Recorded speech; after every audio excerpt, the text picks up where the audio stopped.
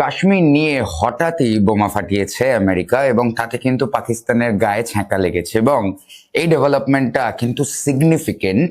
ঘটনাটা কি? ঘটনাটা হচ্ছে যে ইউএস যে অ্যাম্বাসেডার আছে টু ইন্ডিয়া এবং যে সাউথ এশিয়ারও envoy, US special envoy Sergio Gor, এই নামটা হয়তো আপনি আগে শুনেছেন কারণ বাংলাদেশের ভিডিওতে এনার নাম আমি আগে উল্লেখ করেছি, যিনি কিন্তু এই কদিন আগেই হাসিনার প্রেস কনফারেন্স দিল্লিতে হওয়ার আগে সার্জিও গোর বাংলাদেশ ভিজিটে ছিলেন। এবং এই সার্জিও গোর কিন্তু গতকাল জম্মু অ্যান্ড কাশ্মীরে ভিজিট করেন এবং সেখানে তিনি সিএম ওমর আবদুল্লার সাথে একটা মিটিং করেন এবং এই মিটিংয়ের পর তিনি যখন প্রেসকে অ্যাড্রেস করেন তাতে এমন কিছু জিনিস বলেন যাতে কিন্তু এই কাশ্মীর ইস্যুটা চিরকালের জন্য পাল্টে যেতে পারে। এটা একটা সিগনিফিকেন্ট ডেভেলপমেন্ট সাউথ এশিয়ান জিওপলিটিক্সে। তিনি প্রথমত বলেন যে কাশ্মীর অত্যন্ত একটা বিউটিফুল জায়গা, অত্যন্ত তার ভালো লেগেছে সেখানে গিয়ে, এবং ভারতীয় গভর্নমেন্ট দিল্লি এবং জম্মু কাশ্মীরের গভর্নমেন্টকে তিনি সাধুবাদ জানিয়েছেন যে জায়গাটাকে সেফ ফিল করানোর জন্য।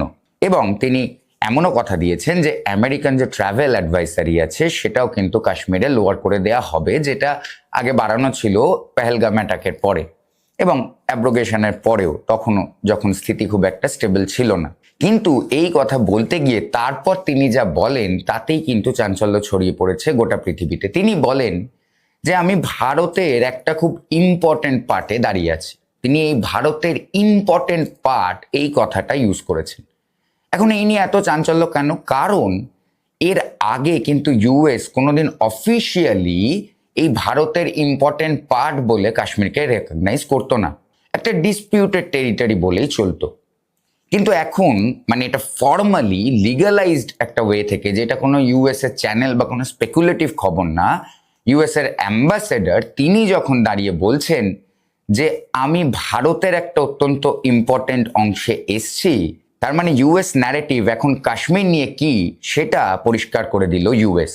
এই যখন নরওয়ের মতো দেশ 2-3 দিন আগে পাকিস্তানে গিয়ে কাশ্মীর ইস্যু নিয়ে কথা বলতে চাইছে, তখন এই সব দেশের বাবা ইউএস সে কিন্তু কাশ্মীর নিয়ে নিজের পজিশন পরিষ্কার করে দিল। এবং এর আরো কতগুলো জিওপলিটিক্যাল ইমপ্লিকেশন আছে। যেমন পিওকেতে যেটা হচ্ছে, ভারতের সাথে যখন ইউএস এর টাইজ এইটা নিয়ে আরো মজবুত হবে কাশ্মীর নিয়ে, এবং ইউএসএ যেমন একটা দেশ যে যেখানে ইনভেস্টমেন্ট সেখানে ইউএস, তো কাশ্মীর একটা অত্যন্ত লুক্রেটিভ জায়গা হতে চলেছে ভবিষ্যতে ইনভেস্ট করার জন্য, এবং সেখানে যে ইউএস এর ইন্টারেস্ট থাকবে এ তো বলাই বাহুল্য। এবং এই কাশ্মীর যত তাড়াতাড়ি উন্নত হবে, যত তাড়াতাড়ি ডেভেলপ হবে, পিওকের মধ্যে কিন্তু আনরেস্ট ততই বাড়বে। বর্ডারের একপারের লোক কিন্তু দেখতে পাবে যে এই লাইফস্টাইলে কতটা ডিফারেন্স হয়ে যাচ্ছে দুপারে, এবং পাকিস্তানের জন্য তখন পিওকে শান্ত রাখা আরো দুষ্কর হয়ে পড়বে, যা অলরেডি হয়ে পড়েছে। এবং পাকিস্তানের যে চিরকালের একটা ক্লেম, যেটাকে একরকম একটা ওয়েস্ট মর্যাদা দিয়ে চলেছিল, যে পিওকে এবং আমাদের কাশ্মীরও সেটা একটা ডিসপিউটেড ইস্যু, এই যে ব্যাকট্র্যাকিংটা এইটা কিন্তু আমরা আমেরিকার থেকে যখন আসছে এবং তার অ্যাম্বাসেডারের থেকে যখন আসছে, তখন কিন্তু আমরা বুঝতে পারছি যে কাশ্মীর নীতিটা কিন্তু ওয়েস্টের এবার পাল্টাতে হয়তো চলেছে। অন্তত না পাল্টালেও ভারতের কাছে এখন এইটা সাইট করার এক্সাম্পল থাকবে যে একজন অ্যাম্বাসেডার সে নিজে এসে রেকগনাইজ করে গেছে।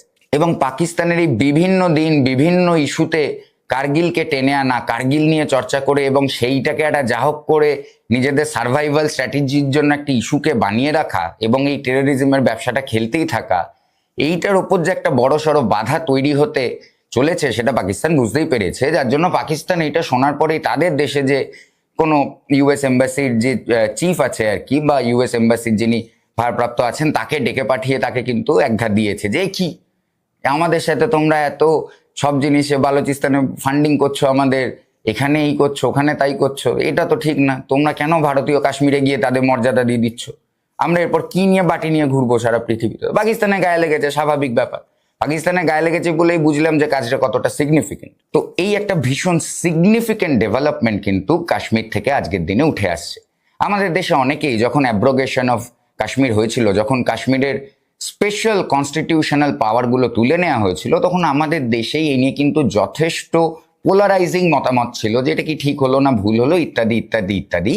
এবং এখনো যে ডিবেটটা আছে যে কাশ্মীরকে স্টেটহুড ফিরিয়ে দেওয়ার যে ডিবেটটা, যে ডিমান্ডটা, এই সব কিছুর মধ্যে একটা জিনিস কিন্তু পরিষ্কার যে আর কিছু না হোক, কাশ্মীর অ্যাব্রোগেশনের পর এইটা কোনো আমেরিকান অ্যাম্বাসেডারের প্রথম ভিজিট, এইটাও কিন্তু মাথায় রাখতে হবে, যার জন্য কিন্তু এই পয়েন্টটা ইম্পর্টেন্ট। এবং তিনি কিন্তু প্রথম ভিজিটে গিয়েই এই দরাজ সার্টিফিকেট দিলেন যে কাশ্মীরের উন্নতিও তিনি লক্ষ্য করছেন, কাশ্মীরে তিনি সেফ ফিল করছেন, এবং Kashmir is an important part of India. যেমন বম্বে, যেমন কলকাতা, যেমন কেরালা, যেমন তামিলনাড়ু, যেমন যে কোনো জায়গা ভারতবর্ষের, কাশ্মীর কিন্তু ততটাই ভারতের। এবং এই নিয়ে ইন্ডিয়ার পজিশন গ্লোবালি কাশ্মীরে কিন্তু আরো স্ট্রং হয়। এবং এখন হয়তো সময় এসে গেছে যে এই কাশ্মীরকে ডিসপিউট বলা বন্ধ করে কাশ্মীরের রিউনিফিকেশন পরের টার্গেট হিসেবে বেছে নেয়ার। কাশ্মীর নিয়ে আপনার মতামত আমাকে কমেন্টে লিখে জানান। সঙ্গে থাকার জন্য ধন্যবাদ। আমি আবার কাল হাজির হব জিও পলিটিক্সের নতুন কোনো ভিডিও নিয়ে। নমস্কার।